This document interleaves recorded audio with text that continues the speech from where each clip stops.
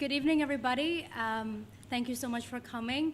My name is Sreynich. Today I'm going to talk about the Syrian refugees crisis.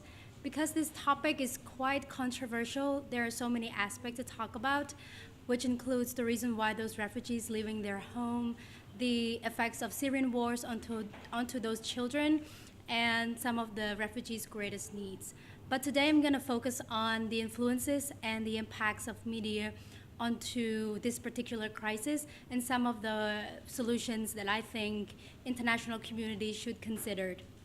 Okay, let's look at how media influences this particular situation. So just like everything else, media has both positive and negative aspect to it. So the positive aspect of media is that it translates what happened in Syria to the rest of the world. So media can be in form of like Twitter, Facebook, Instagram, and written article, and they really play a tremendous role in helping the world know what really happened in Syria. If you have been following the news, I assume that you probably came across the iconic image of a boy in Aleppo, and because he was so confused and so traumatized by what happened to him and his family, he didn't even have a teardrop on his face. So due to the power of media, it allows the world it challenges the world to think again about humanity and what we are doing towards each other. On the other hand, media also have a negative aspects as well. So media generates and promotes myths, and also it perpetuates the Muslim and refugee stereotypes. So those myths can be like refugees are uneducated, and the reason why they're leaving their home is because for economic purposes. And also the other myth is that refugees have no legal rights to go to the other countries, and media also generates this idea of Islamophobia. So the myths that I mentioned above are all false, because the reason why those refugees leaving their home is not for economic purposes. They are leaving persecution and violence in their country, and because their government cannot protect them, they're trying to seek protection from international community. That's why they're leaving their home, knowing that they are going on a really dangerous sort of journey for a better future. So because media and government make an impression that refugees are illegal and they have no rights, it creates racism and discrimination against those refugees. And to me, that is so unfair to them, because those people are really desperate. They really need our help, and we cannot push them back. So here's what I think, and my suggestion to those countries that have big decision to make. I think that the government should stop condemning those refugees for political and economic issues in their country. They should save lives first. Because if those countries keep pushing those refugees back, those refugees only seek ways that are really dangerous to get to those destinations, which creates even more problems. Also, the government should persecute those who violate international rights, and also investigate those people that exploit those refugees. So refugees from Syria, they have to go through a really dangerous journey through Mediterranean Sea to Europe.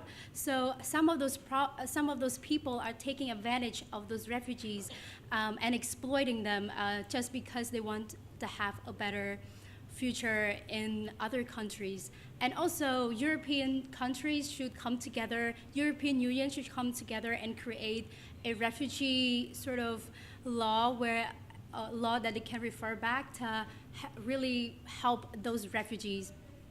And to conclude, I think that we all should save lives first and really help those people to help themselves, because they are really desperate.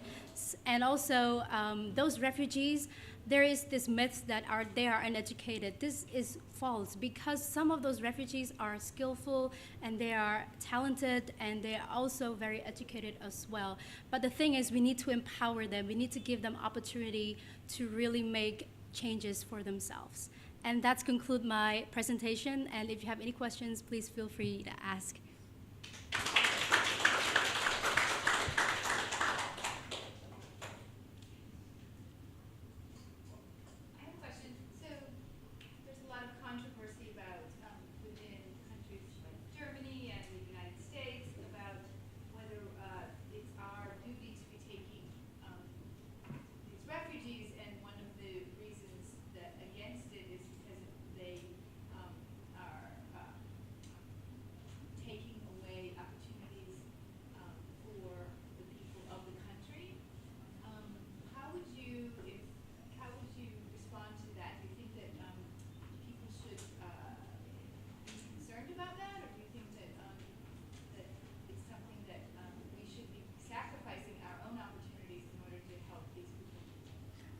Thank you so much for the question.